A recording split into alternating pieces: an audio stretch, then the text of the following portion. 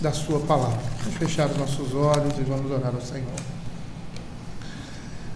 Senhor, queremos te agradecer, ó Pai, pela tua palavra. Te pedir agora, Senhor, que o Senhor possa falar através do teu servo, Pai. O Senhor já tem falado a nós através dele desde sexta-feira. E queremos te pedir, ó Senhor, pela tua boa mão, pela tua bondade e pela tua misericórdia para conosco. Que a palavra que seja trazida aqui, Senhor, venha ao encontro das nossas necessidades, ó Pai. Fale profundamente ao nosso coração. Esse é o nosso objetivo, Senhor, com tudo isso. Que a igreja seja edificada, que possamos olhar para nós, ó Senhor Deus, nos arrependendo das nossas falhas, ó Pai, e olhar para a palavra de Deus e ver aquilo que o Senhor quer de nós, que o Senhor exige de nós, e ser um reforço, Senhor Deus, e um consolo para nós também, Senhor Deus, nos instruindo, Senhor Deus. Todas as vezes que estamos vindo para cá, essa é a minha sensação. Nos sentimos, ó Senhor Deus, aliviados, ó Pai, diante da luta que passamos toda semana, na expectativa, Senhor Deus, de estarmos aqui, Senhor, e nos sentimos, ó Senhor Deus, como um bálsamo, como se diante de um calor desértico, Senhor, fosse jogado água gélida sobre nós, ó Pai, refrescando a nossa alma, Senhor Deus. E isso é graça, isso é bênção, Senhor Deus, na nossa vida, Pai. Por isso o domingo é tão desejado, por isso o domingo, Senhor, é tão querido por nós, ó Senhor Deus. E por isso o Senhor Deus só fala através da tua palavra, o teu povo, Senhor, nesse dia, Senhor Deus, de manhã e de noite. Te agradecemos por isso, Senhor. Te pedimos a tua boa mão agora, Senhor Deus, na condução da tua palavra, em nome de Jesus. Amém. Amém.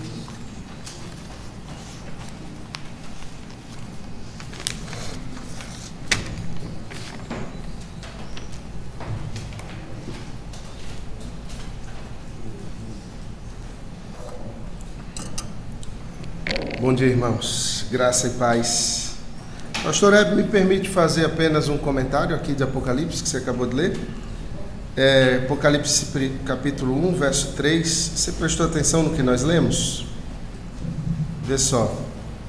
Bem-aventurados aqueles que leem e aqueles que ouvem as palavras da profecia e guardam as coisas nela escritas, pois o tempo está próximo.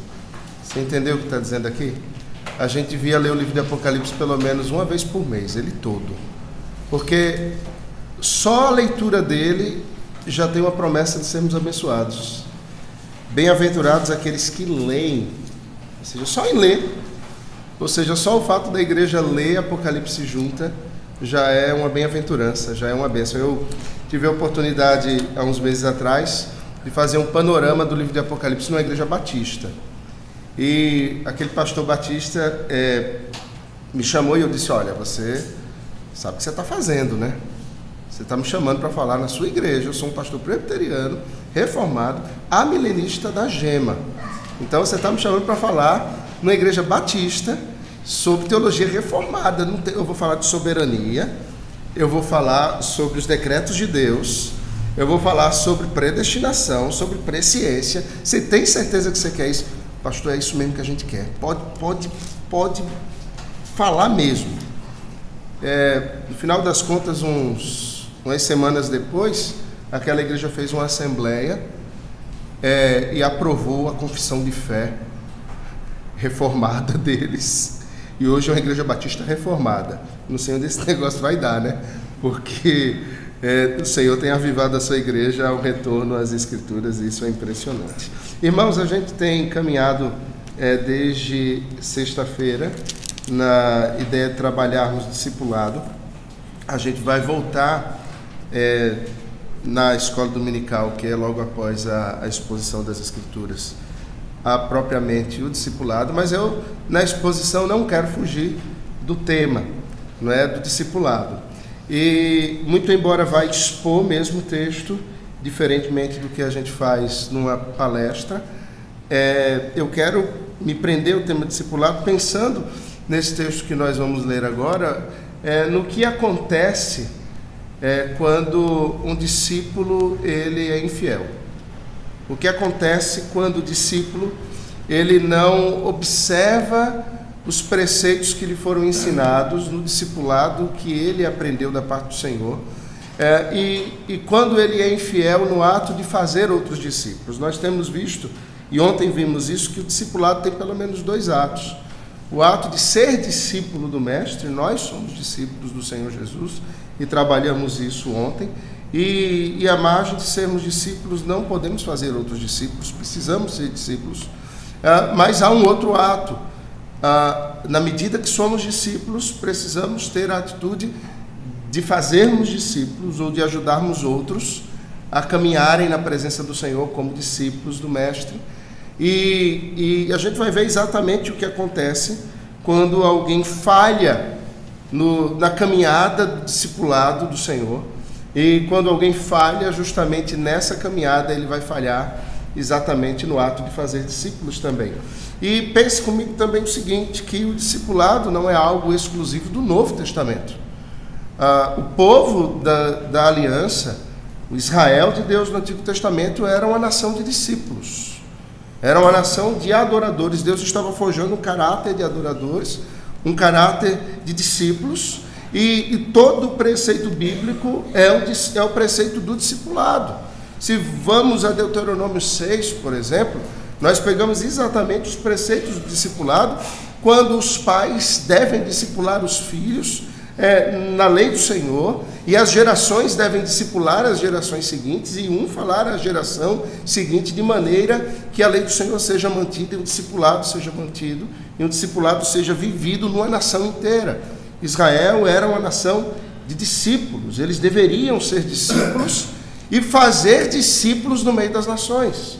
Proselitismo que Israel devia realizar, em que em alguma medida é realizado, quando nós vemos, por exemplo, Ruth acaba sendo uma discípula de Noemi, e nós vemos como o discipulado de Noemi tem um efeito glorioso na vida de Ruth, que se torna uma das mulheres, uma das poucas mulheres que está na ascendência do Senhor Jesus, sendo mãe de reis, sendo ascendente de toda uma linhagem de reis em Israel, sendo ela uma moabita.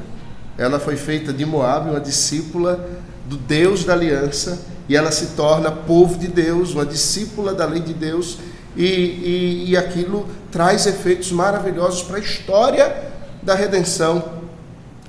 Vemos quando alguém é fiel ao discipulado e nos seguir ao Mestre, os resultados que isso pode trazer. Mas quando alguém é chamado ao discipulado e não é fiel, nós vamos ver nesse texto que leremos hoje, que exporemos, como Deus continua sendo soberano, apesar de nós.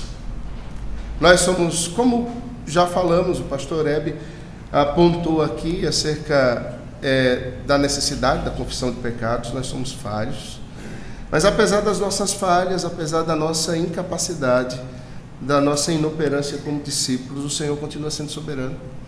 Os planos dele não perdem o seu propósito porque nós falhamos, e apesar das nossas falhas, Deus continua operando, e ele opera inclusive nas nossas falhas.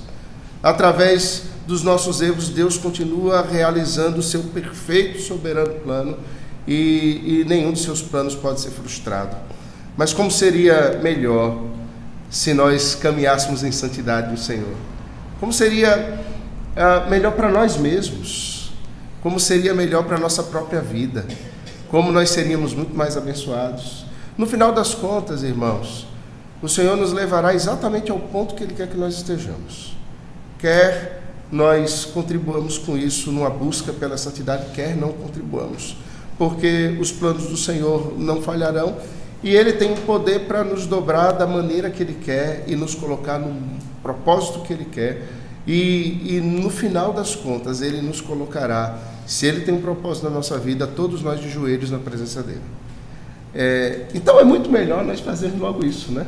Nos prostrarmos logo diante do Senhor. É como um casal que discipulava um tempo atrás. Passei um ano discipulando esse casal, e eles em lutas e crises, e chegou a um ponto de quase divórcio, e depois de um ano eles entenderam as coisas, e eles olharam um para o outro e disseram assim: por que a gente não entendeu isso antes? Aí olharam para mim e disseram assim, por que a gente não entendeu isso antes, pastor?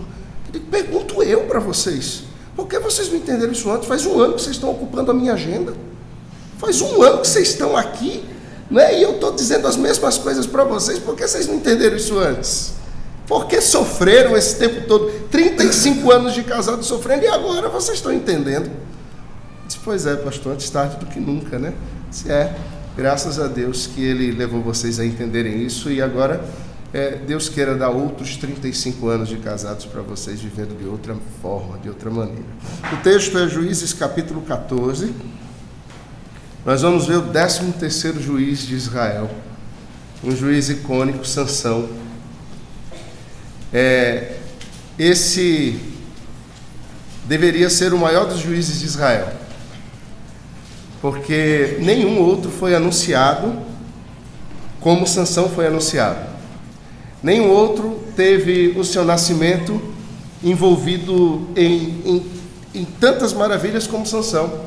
O capítulo 13, que é anterior a esse capítulo que leremos, é o anúncio do nascimento de Sansão, quando diz que o anjo do Senhor vem a mãe de Sansão, e depois vem a Manoá, o pai de Sansão, e anuncia que vai nascer o juiz ou o redentor, o salvador, que vai começar a libertar Israel do jugo dos filisteus. E aquela criança que nasceria, ela seria um nazireu. A sua mãe não poderia nem comer uvas, nem colocar nenhum tipo de álcool na boca, e toda a sua comida deveria ser uma comida santificada, desde a concepção daquela criança. Ou seja, ele tinha sido escolhido para ser santificado desde o ventre da sua mãe. Veja que coisa interessante. Diferente do que era o voto do nazireu. O voto do nazireu era um voto que a pessoa fazia. O indivíduo fazia um voto ao Senhor dizendo, eu serei um nazireu. Sansão não foi assim. Deus disse, você vai ser um nazireu. Essa pessoa será um nazireu. Essa criança será um nazireu desde a concepção e durante toda a vida dela. Ou seja, Sansão foi escolhido para ser santo. É interessante que o capítulo 13, nós não leremos esse capítulo, eu estou só dando pano de fundo para lermos e entendermos o que vamos ler. O anjo do Senhor, ele diz a Manoá e a sua esposa a forma como eles devem criar Sansão.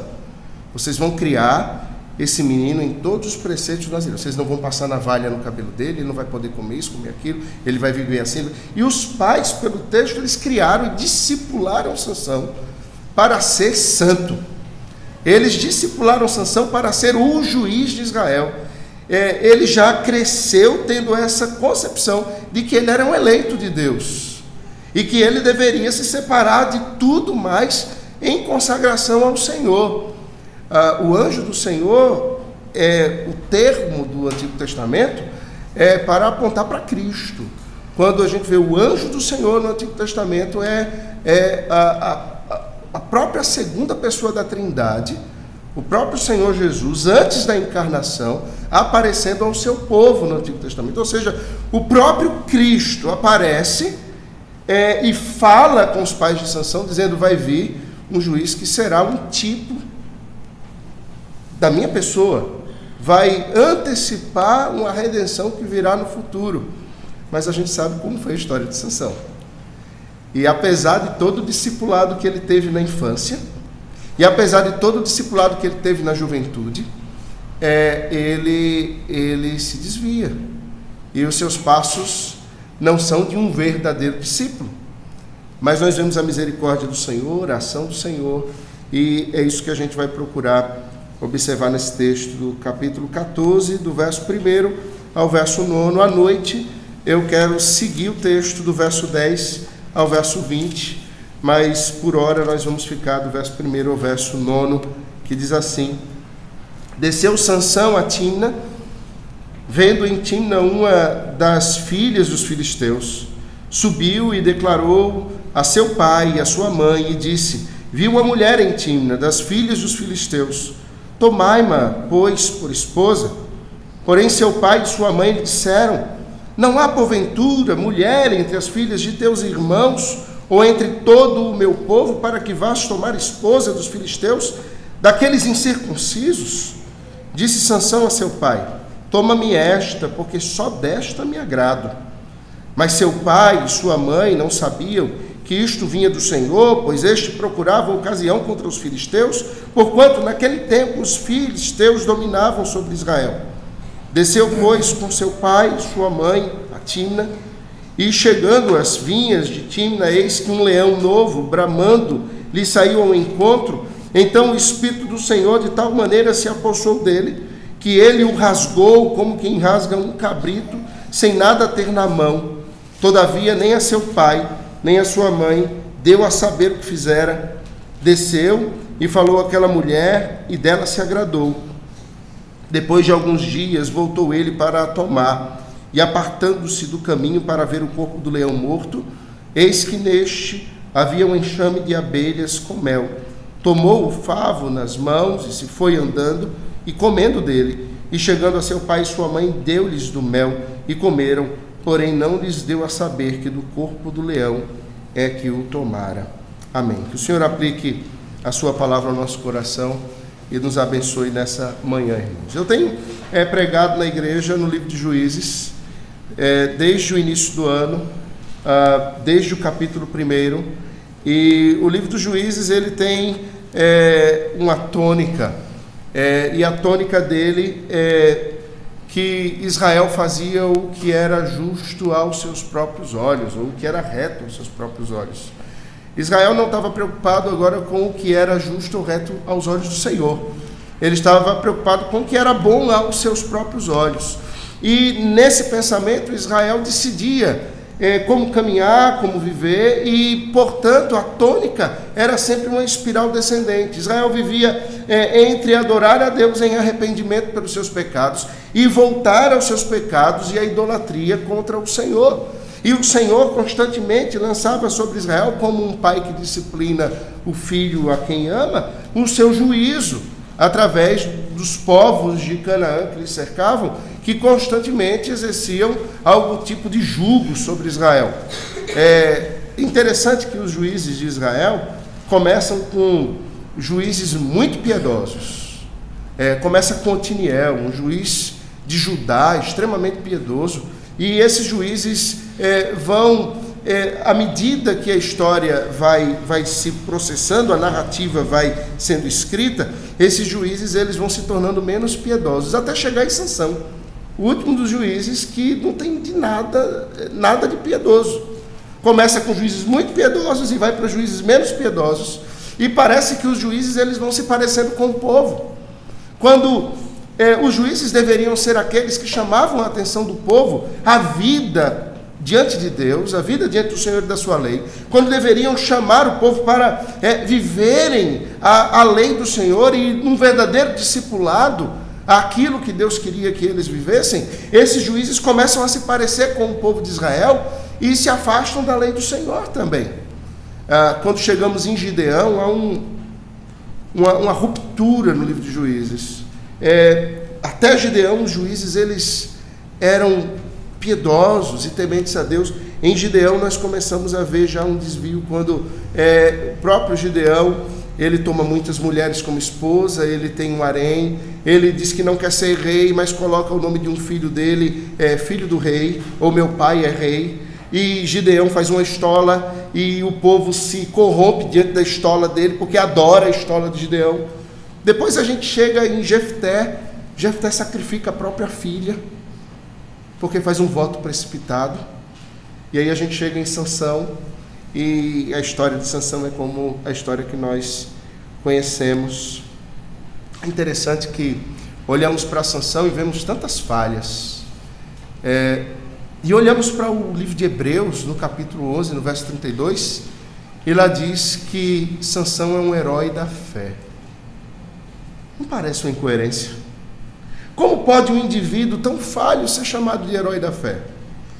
E uma primeira lição que fica quando olhamos para Sansão é que, apesar dele ser infiel aos ensinamentos de seus pais, apesar dele ser infiel ao voto de Nazireu que ele deveria seguir, apesar dele ser infiel às leis do Senhor, o Senhor tinha um propósito na vida dele, E no decorrer da vida Deus tratou com Sansão. E nós conhecemos aonde terminou a história de Sansão.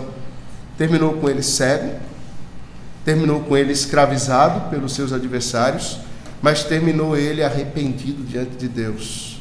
A história podia ter sido diferente, mas o afastamento do discipulado levou a esses resultados. O pastor Hebe disse uma coisa, é que nós somos livres das consequências eternas do pecado, mas nós não somos livres das consequências temporais do pecado.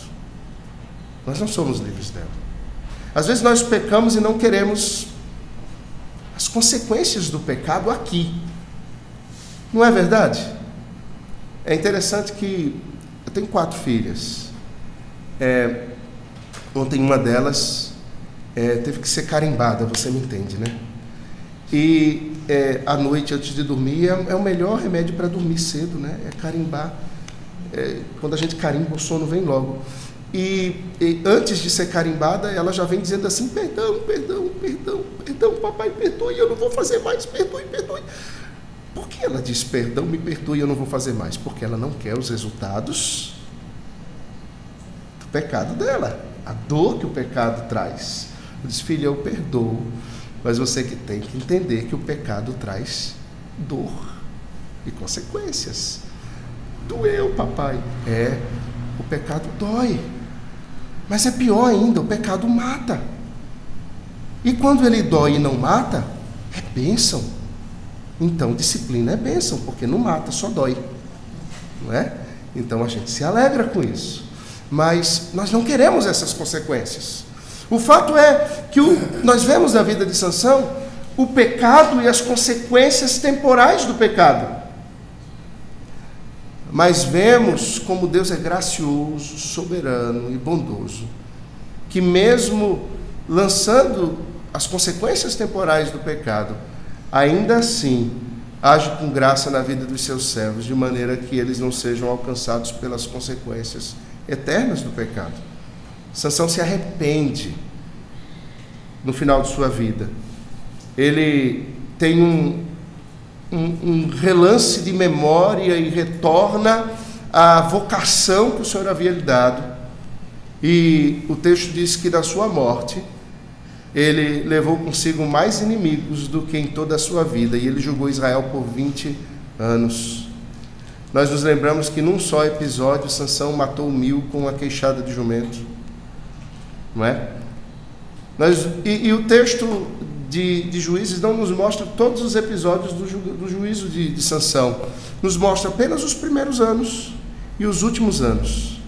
Nós temos um lapso aí talvez de 18 anos da vida de Sansão que não é escrito em Juízes, e nós não sabemos o que Deus faz através de Sansão naqueles 18 anos e o peso que ele traz contra os filisteus, mas nós vemos no final dos 20 anos do seu juízo, ou do seu judicato, que os filisteus morriam de medo de Sansão, morriam de medo dele, tinham pavor dele, provavelmente porque Deus havia operado muitas vezes através da vida dele. Então, nós devemos nos lembrar, em primeiro lugar, que o Senhor, Ele é quem garante os nossos nomes escritos no livro da vida. Não é a forma, ou o que fazemos, ou a forma como andamos, ou a forma como nos portamos que garante. Não são os nossos méritos que garantem. Se dependesse de Sansão, irmãos, ele não estaria na galeria dos heróis da fé. Se dependesse de mim, eu não estaria com o nome escrito no livro da vida. Eu garanto que se dependesse de você, você também não teria o seu nome escrito no livro da vida. Primeira coisa que precisamos lembrar é que se trata de Cristo, que se trata do Mestre, e o discipulado tem a ver com Ele. Entendemos em primeiro lugar que não somos nós, é Cristo, é Ele, e por causa dele nós temos a garantia de que não seremos alcançados pelo juízo eterno de Deus. Nós precisamos nos lembrar e jamais nos esquecermos disso. Sansão era um juiz nesse ponto da história de Israel que refletia o caráter do próprio povo de Israel. E é interessante, conversava ontem com o pastor Hebe sobre os juízes, e nós temos lido as mesmas literaturas, né, Oreb? A gente, inclusive, toda essa literatura, parte dos livros que eu tenho utilizado para preparar esses sermões, foi o próprio pastor Oreb que me apresentou, e ele não tem pena da minha carteira. Nós estávamos lá no Supremo Concílio, ele saiu botando um livro em cima do outro, disse, você precisa comprar isso. Eu disse, mas Oreb, eu tenho 4 filhas. Ele disse, eu tenho 4 filhos. Eu disse, mas você tem 2 filhos casados, que não dependem mais de você, eu tenho 4 filhas que dependem de mim, você precisa comprar. E aí eu me endividei por metade da minha vida comprando, né, um monte de livro, mas que tem sido muito abençoado. Ele deveria ter me dado de presente, não é? E num desses livros, nós conversávamos ontem, trata do livro de Juízes e do contexto em que ele foi escrito. E o autor defende que o livro de Juízes foi escrito num período em que Davi já havia sido ungido rei de Israel, e ele aguardava então a assunção ao trono, provavelmente naqueles 10 anos em que ele aguardou chegar ao trono de Israel. E o texto é escrito para dizer a Israel o seguinte, porque é interessante que o livro de Juízes termina com uma frase muito interessante, lá no capítulo 21, dizendo assim, naqueles dias, no capítulo 21, verso 25, naqueles dias não havia rei em Israel, e cada um fazia o que achava mais reto. E o que os escritores de Juízes queriam dizer nós precisamos de um rei, porque não há rei, e cada um faz o que quer. Mas eles já tinham experimentado um rei, e o rei era Saul. É interessante que o nome Saul vai ter a mesma raiz do nome Sansão. E a gente vai olhar que Saul não foi um rei, como Israel precisava. Saul se pareceu muito mais com os juízes de Israel, esses últimos juízes, do que propriamente com o rei que Israel precisava. E portanto, o texto de Juízes vai apontar para a necessidade de um rei que tema o Senhor, de um homem que tenha um coração segundo o coração de Deus, de um homem que sirva ao Senhor e sirva ao povo de Deus como um discípulo do Senhor. E é interessante que Davi é justamente esse indivíduo que se torna rei de Israel, de quem o Senhor diz é um homem segundo o meu coração. Um homem com coração quebrantado, um homem que peca, mas se arrepende do seu pecado, um homem que não tem medo de se reconhecer como alguém necessitado do Senhor, um homem que busca a vontade de Deus, alguém que era discípulo do Senhor, e no Salmo 119 fala da lei de Deus como um discípulo. Quanto amo a tua lei, Senhor. A tua palavra é como lâmpada para os meus pés, é luz para o meu caminhar. Ele fala da lei do Senhor como aquele que tem o seu coração apegado a essa lei. Sansão vai exatamente mostrar, não é esse tipo de liderança que nós queremos uma liderança que ame a Deus. E quando a gente olha para isso, a gente deve pensar também quem nós devemos ser, que tipo de pastores nós queremos, que tipo de liderança na igreja nós queremos e como nós formaremos a liderança dessa igreja. Sabe por quê, irmãos? Porque a liderança dessa igreja é formada aqui, é formada dentre nós. Provavelmente aqui nesses bancos estão os futuros pastores da igreja, não é? Provavelmente aqui nesse banco estão aquelas que serão professoras, que estarão apresentando a palavra de Deus às crianças do departamento infantil. Mas mais do que isso, aqui estão os pais que discipularão os futuros líderes da igreja, que conduzirão o povo de Deus. E nós precisamos passar essa tocha da fé com fidelidade às mãos que a empunharão e levarão adiante, num discipulado que é contínuo, porque isso foi feito conosco. Isso foi feito conosco. Se pessoas fiéis não viessem antes de nós, aonde nós estaríamos? Agora, eu quero entrar no texto, porque o tempo corre, e eu quero ver algumas coisas com vocês. Primeira coisa é que Sansão, ele que deveria ser um discípulo, deveria ser alguém totalmente consagrado ao Senhor e que foi ensinado pelos seus pais. Ele se esquece do ensino dos seus pais. Ele receberá uma herança piedosa, ele havia sido educado para honrar e amar ao Senhor, ele havia sido criado para começar a livrar Israel do jugo dos filisteus, mas os versos 1 ao verso 3 do capítulo 14, irmãos, demonstram a fraqueza de Sansão, demonstram a fraqueza do caráter de Sansão. Ele deveria estar começando uma guerra contra os filisteus. E os versos 1 a 3 do capítulo 14 mostram que ele queria começar um casamento com os filisteus. Alguém que deveria começar uma guerra contra os inimigos de Deus, estava desejando iniciar um casamento com os inimigos de Deus. Veja que contrassenso. Os versos vão mostrar a tolice de Sansão, e os versos demonstram o quanto ele vivia pelas aparências. Ele desce a Tímna, e é interessante que lá ele vê uma das filhas dos filisteus, e o texto vai dizer que ele chega aos seus pais, ele diz que quer aquela mulher como esposa, e ele então indagado pelos pais, ele é repreendido pelos seus pais que não aceitam, não concordam com aquilo, e você vê a resposta que ele dá no final do verso 3: toma-me esta, porque só desta me agrado. Ele se agrada, e o verso 1 diz que ele viu em Tímna, uma das filhas dos filisteus. É interessante que o pecado começa aí, não é? É a concupiscência dos olhos. Sansão, ele não estava se embebendo da palavra de Deus. Os olhos dele não estavam puros, porque ele enchia o seu coração da palavra de Deus. Provavelmente ele não estava buscando pensar nas coisas lá do alto, ele olhava para as coisas dessa terra. Literalmente, o final desse verso 3, toma-me esta, porque só desta me agrado, quer dizer o seguinte: ela está bem aos meus olhos, ela está bem para mim, ela agrada aos meus olhos. É essa concupiscência dos olhos a qual nós somos colocados diariamente. O mundo tem nos confrontado com a concupiscência dos olhos o tempo todo. Somos levados a desejar, somos levados a ambicionar, somos levados a querer, somos levados a desejar aquilo que não deveríamos desejar, contrária à santificação que deveríamos ter, e somos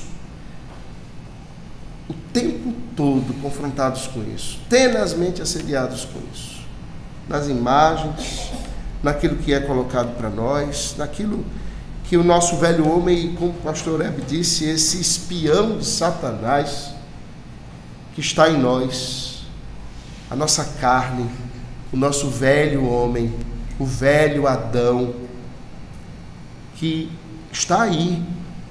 Por isso que o texto bíblico diz que aquele que pensa estar em pé, cuide para que não caia. Porque esse espião está à espreita querendo nos derrubar o tempo todo. Esse espião está à espreita querendo nos destruir o tempo todo. Um dos pontos em que nós, os discípulos do Senhor, seremos o tempo todo confrontados é na concupiscência, e na concupiscência dos nossos olhos. O tempo todo as pessoas na igreja têm lutado com isso. Nós lutamos com isso. E devemos continuar lutando. Sansão, ele olha, ele deseja, e quando ele olha e esse desejo é concebido no seu coração, ele desconsidera toda a lei de Deus. O interessante é que o que Sansão estava fazendo em Tímna? Os juízes anteriores a Sansão, todos eles tiveram um contato com o inimigo no momento da batalha. Todos eles. Vemos todos os inimigos de Deus sendo combatidos por um exército. Durante toda a história de Sansão, nós não vemos nenhum exército combatendo os inimigos de Deus. Sansão é solitário, irmãos. Ele é sozinho. Ele não faz discípulos. Todos os demais juízes fazem discípulos. Gideão tem 300 com ele. Jefté tem um exército. Baraque e Débora têm um exército. Otiniel tem um exército. Todos os juízes convocam o povo de Deus, que se juntam com ele diante de Deus, se arrependem dos seus pecados, ouvem a voz do Senhor, empunham as suas espadas e vão contra os inimigos de Deus. Sansão não faz nenhum discípulo a vida toda dele. O judicato dele é sozinho. Sozinho. Ele é diferente de todos os demais juízes. Por que será? Porque ele se afastava da lei de Deus, da vocação, ele se afastava da piedade na qual ele deveria viver, ele se afastava da santificação que ele deveria ter. O segundo aspecto é que ele desce a Tímina. O texto diz exatamente isso. Ele desceu a Tímina. Depois ele sobe, ele vai então a Estaol, a casa de seu pai, e ele declara. Tímina era uma cidade geograficamente abaixo de Estaol e Manedã, a região onde Sansão habitava com seu pai. E o texto da história de Sansão vai trazer essas referências o tempo todo. Subiu, desceu, subiu, desceu, subiu, desceu, desceu a Tímina, desceu a Gaza, subiu a Estaol, subiu a Manedã, desceu. Eu entendo, irmãos, que conquanto essa seja uma referência geográfica, o registro bíblico não é apenas uma referência geográfica, mas é uma referência à própria caminhada oscilante e dúbia de Sansão. Ele vivia numa gangorra espiritual. Era como se ele quisesse, como na oração que fiz, o melhor de dois mundos. Ele queria estar com o povo de Deus e ser reconhecido como um juiz de Israel. Ele queria a honra de estar entre o povo de Deus e ser uma liderança do povo de Deus. Ele queria ser conhecido como aquele da aliança, mas ele também queria gozar daquilo que Tímina poderia lhe dar. É interessante, depois que preguei nesse texto na igreja, um adolescente, um menino de 13 anos, escreveu um texto e publicou numa rede social. E achei tão interessante, porque ele falava justamente sobre isso, e ele dizia: Sansão viveu entre Israel e Tímina. Ele não sabia o que queria. Ora ele queria servir a Deus, ora ele queria os prazeres da vida. O Senhor nos chama para servi-lo. E você tem servido a Deus ou tem vivido como Sansão, lá e cá? Aquele adolescente pegou a ideia, ele entendeu o significado da coisa. E nós não somos o tempo todo levados a isso. E quantas vezes nós descemos a Tímina, mesmo sendo nazireus, mesmo sendo vocacionados, mesmo sendo chamados como juízes dentre o povo, mesmo sendo eleitos desde o ventre da nossa mãe. Quantas vezes oscilamos, irmãos, mesmo sendo discípulos, entre estarmos no povo de Deus, Estaol, e descermos a Tímina. Sansão oscilava o tempo todo nesse aspecto. Ele não perdera os laços com seus pais, ele frequentava e vivia na casa dos seus pais, não perdera os laços com o povo de Deus, mas ele não conseguia tirar os olhos das mulheres filisteias. Ele não conseguiria tirar os olhos daquilo que os filisteus poderiam lhe dar, lhe conceder. Sansão, ele não era apenas um israelita. A gente precisa se lembrar disso. Sansão era um nazireu. E a pergunta que a gente faz é: como Sansão vê uma filha dos filisteus, uma adoradora de Dagon, e deseja se casar com ela? Veja, irmãos, Sansão era o instrumento de Deus para julgar um povo idólatra, e agora Sansão quer se casar com uma das filhas do povo idólatra, uma adoradora de Dagon. Dagon era uma divindade adorada, não apenas pelos filisteus. A arqueologia aponta que Dagon era adorado em toda Canaã, era adorado em parte da Mesopotâmia, e havia templos espalhados a Dagon em várias cidades. Mas o povo que elevou Dagon e construiu mais templos a ele foram os filisteus. Os templos a Dagon eram redondos, com poços, e lá se sacrificava animais, e se sacrificava crianças, e se sacrificava pessoas. Havia o sacrifício humano. Não apenas havia o sacrifício humano, a adoração a Dagon era regada a drogas, alucinógenos, álcool e prostituição. E Sansão quer casar com uma adoradora desse Deus. Aquele que deveria destruir esse Deus e julgar esse Deus, quer se casar com uma adoradora desse Deus. Como isso é possível? Aquele que deveria se santificar completamente ao Senhor, que não podia tocar em álcool, que não podia sequer comer uvas, agora quer se juntar a uma mulher que vive nas orgias da idolatria a um Deus pagão. Você lembra um dos piores ídolos de Canaã, com quem Israel teve as suas voltas durante muito tempo? Baal. Na mitologia da Mesopotâmia, na mitologia cananita, Dagon é o pai de Baal. Veja que coisa! Veja que coisa! Dagon é o pai de Baal, e Sansão quer se juntar com uma adoradora desse demônio, porque é o que era. Irmãos, como quando nos afastamos do discipulado, quando nos afastamos da lei do Senhor, quando deixamos de enxergar o lugar onde devemos estar e oscilamos entre Timna e Estaol, quando oscilamos entre o povo de Deus e o mundo, como isso é terrível, é uma espiral descendente. Sansão, ele tem uma caminhada descendente na vida. O que se espera de nós é que nós tenhamos uma caminhada em que cresçamos espiritualmente. É disso que se trata o discipulado. É nós crescermos na fé, por meio das disciplinas espirituais, da leitura bíblica, da meditação, da memorização da palavra de Deus, da oração, da comunhão dos santos, por meio do aprendizado que temos uns com os outros, por meio da evangelização.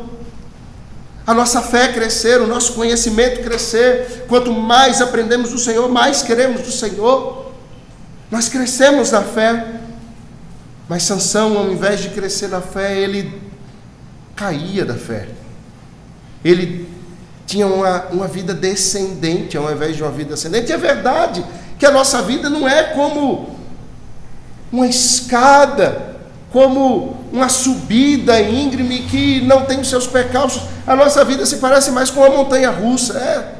A gente sobe e de repente tem caídas íngremes e nós nos assustamos, mas vamos aos pés do Senhor arrependidos e Ele nos ergue novamente. Nós somos erguidos pelo Senhor, porque o cair pertence ao homem, o levantar é de Deus. Mas nós nos arrependemos, nós não permanecemos assim, nós não voltamos aos mesmos pecados, não somos escravizados por eles. Veja a caminhada descendente de Sansão. Aquele nazireu, aquele homem que deveria ser tão santo, desce a Tímina, no verso 1. Desce, descendente. No verso 1 ainda diz que nessa descida a Tímina, ele viu uma das filhas dos filisteus, e o termo lá, colocado como ver, é o mesmo termo para desejou. Ele desejou aquela mulher pagã, aquela adoradora de Dagon. Depois no verso 3 diz que ele não ouviu os conselhos do seu pai. Está vendo a espiral descendente? Saiu do meio do povo de Deus, foi passear no meio do mundo, viu o que não deveria ver, não ouviu os conselhos do seu pai, ou seja, os conselhos do discipulado ele não viu, ele não deu ouvidos a isso. Depois o verso 3 diz que ele se entrega à concupiscência, ele diz: eu quero isso, eu quero o que os meus olhos estão dizendo, eu quero isso.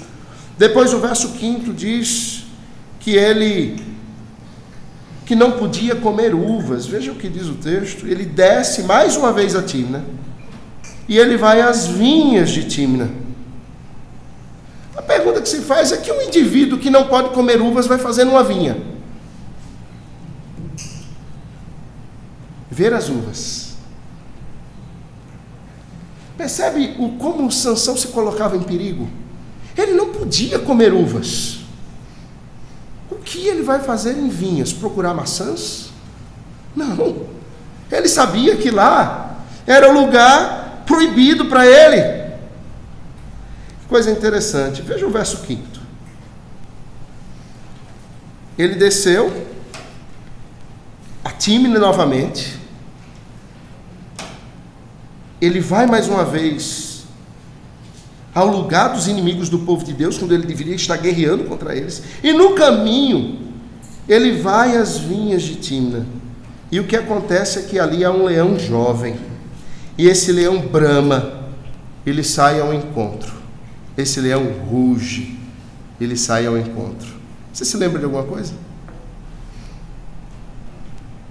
Que o adversário é como um leão que está rugindo ao nosso derredor, querendo nos tragar.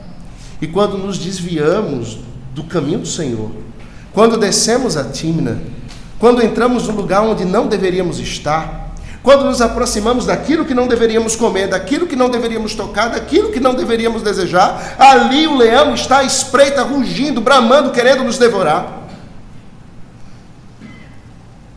Nós nos colocamos em perigo, irmãos, quando saímos do discipulado. Nos colocamos em perigo quando saímos da vocação que Deus nos deu.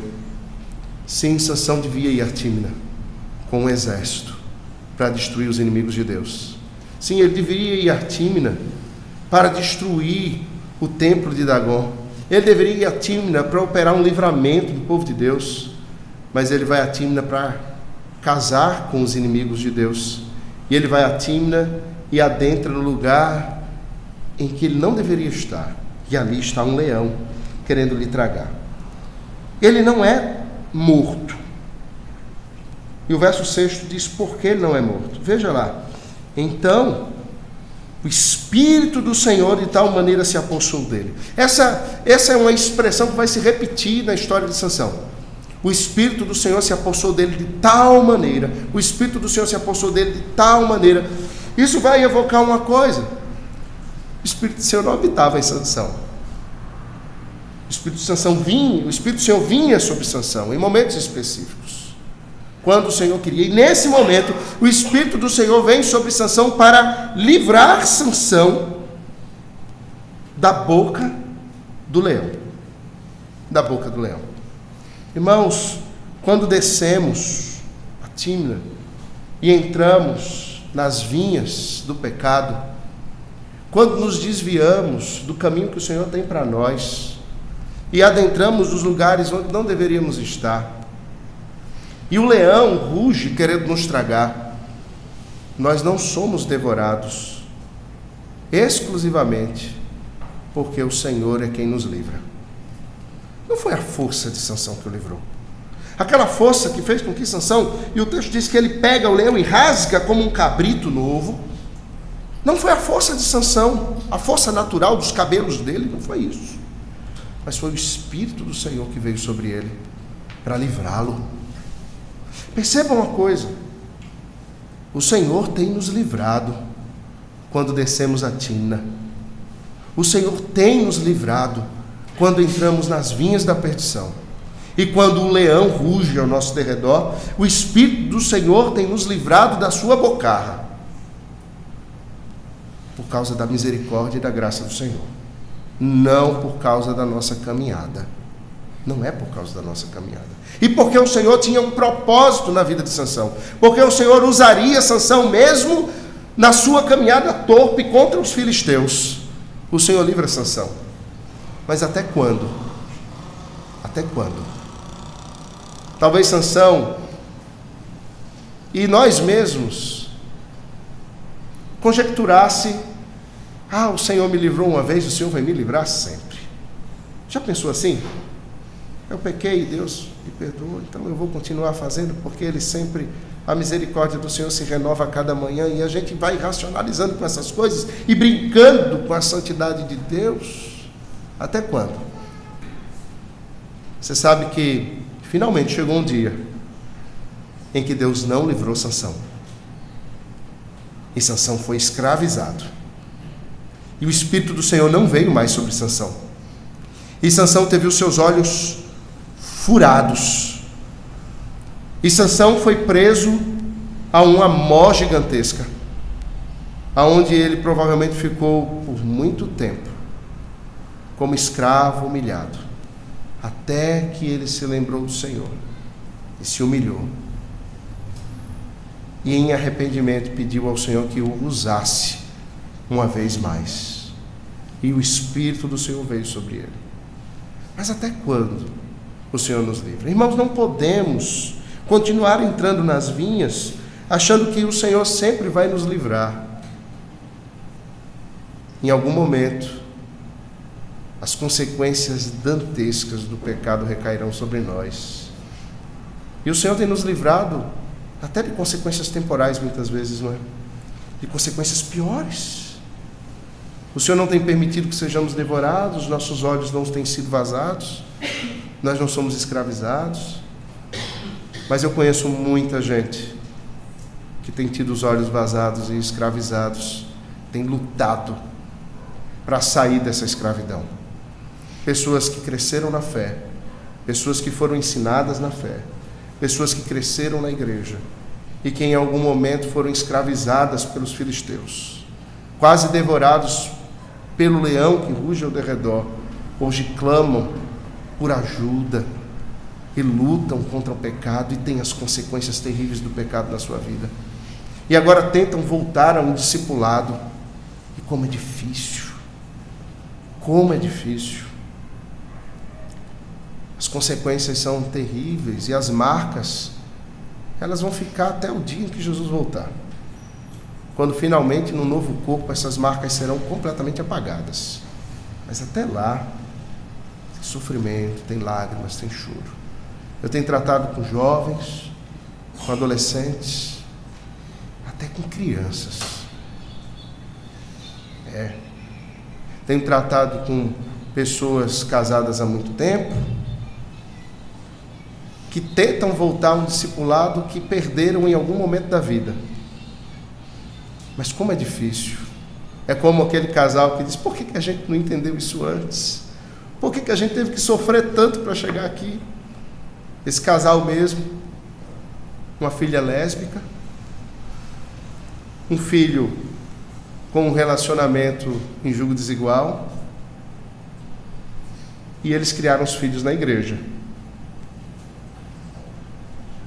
Cresceram na igreja, mas em algum momento se esqueceram do discipulado, se esqueceram do caminho do Senhor, e os resultados se fazem presentes. E agora resta orar ao Senhor e clamar que Ele haja misericórdia, que Ele haja e opere graciosamente. Ele opera. Pense ainda nessa caminhada descendente. O verso 8 diz que após alguns dias Sansão retorna a Tímna. Veja, é a terceira vez em 9 versos que Sansão vai a Tímna. Em 9 versículos, é a terceira vez que ele vai ali. Ele vai no versículo 1, ele volta a Tímna no verso 5, ele volta a Tímna no verso 8. Alguns dias aqui parece que foram semanas ou talvez meses. Porque quando ele volta, o texto diz assim que ele se aparta do caminho. Isso é um termo icônico para nós, né? Apartar-se do caminho, sair do caminho. Quando a gente lembra do livro de John Bunyan, Um Peregrino, a gente lembra do caminho o tempo todo. E todas as vezes que cristão saía do caminho, como diziam os jovens, dava ruim. A coisa não dava certo. Todas as vezes que cristão saía do caminho, alguma coisa ruim acontecia.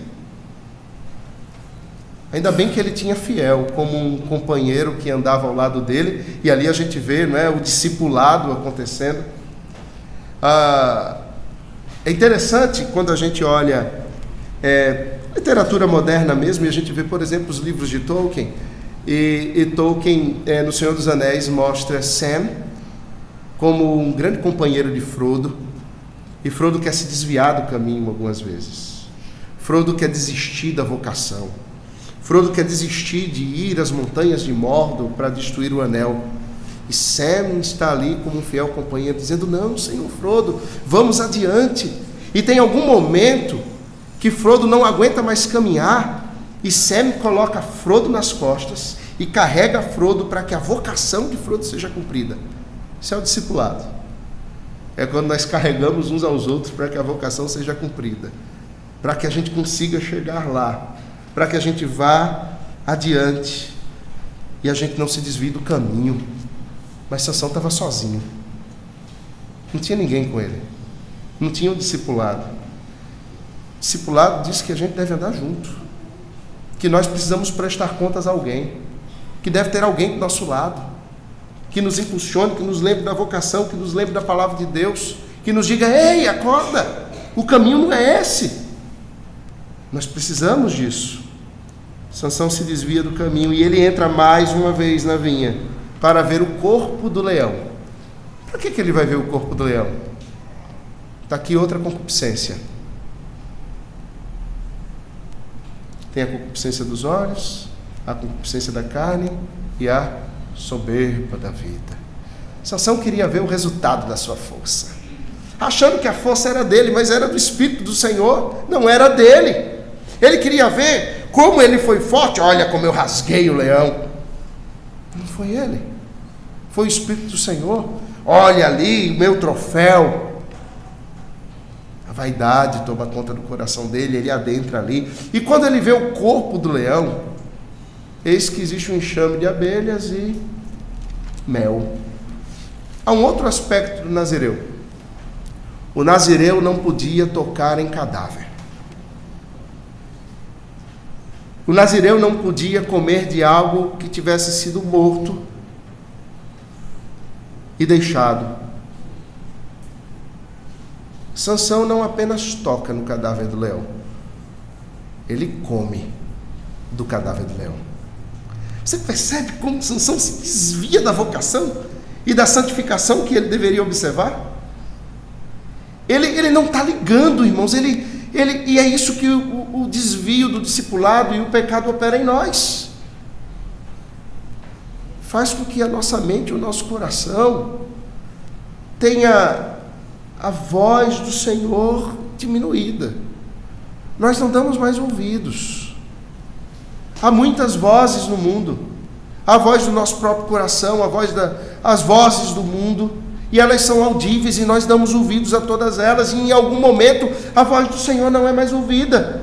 Nós ouvimos tudo menos a voz do Senhor, mas aqueles que amam ao Senhor e são seus discípulos, têm a voz do Senhor como a voz mais alta.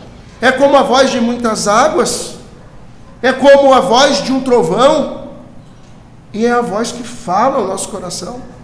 Sansão não via mais, e ele come do que ele não podia comer.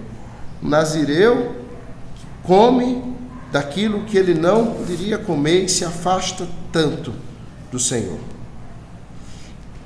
Deus, ele não se esqueceu das suas promessas.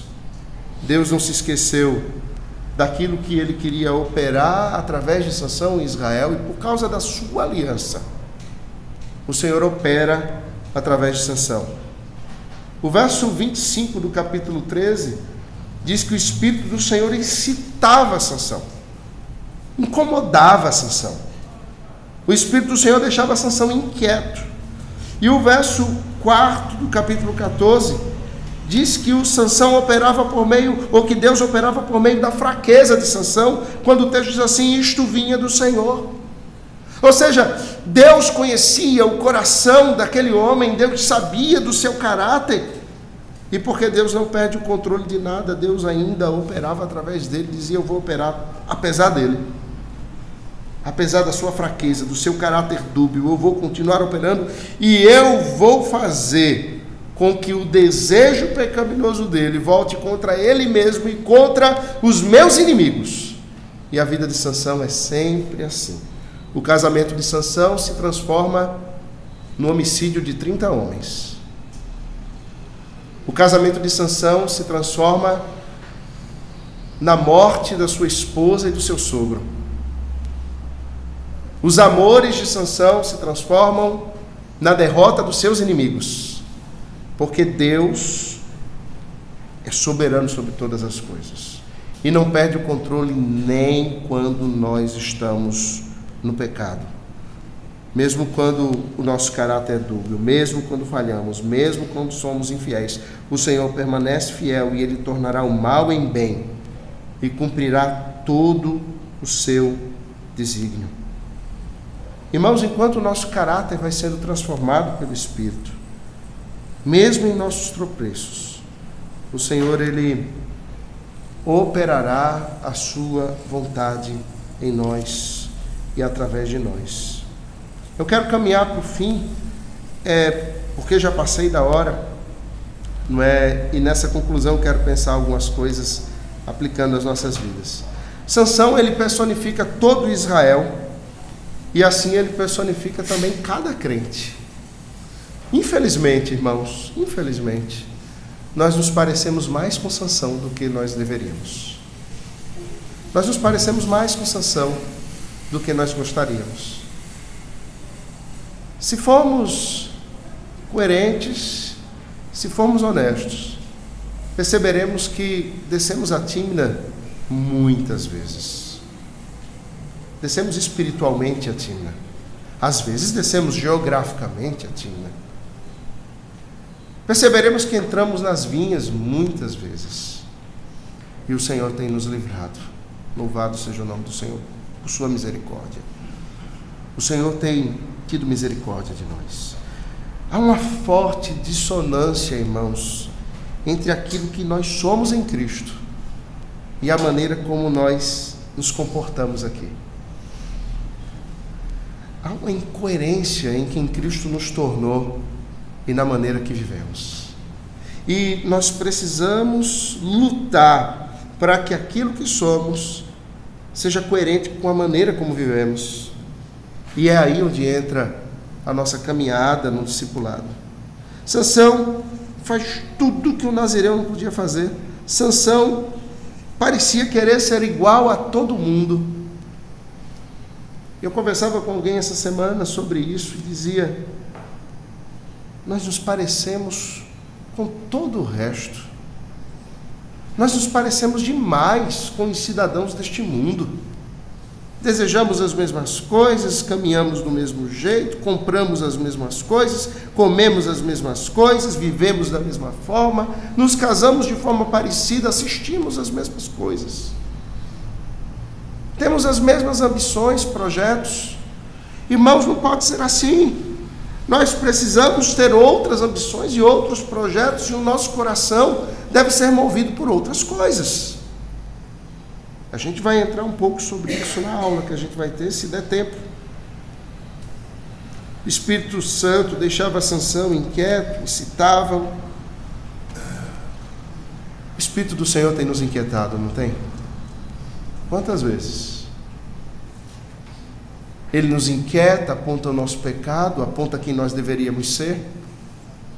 Ele tira o nosso sono, ele nos impulsiona a palavra de Deus e a oração, nos leva ao arrependimento, nos aponta que deveríamos ser diferentes do que somos.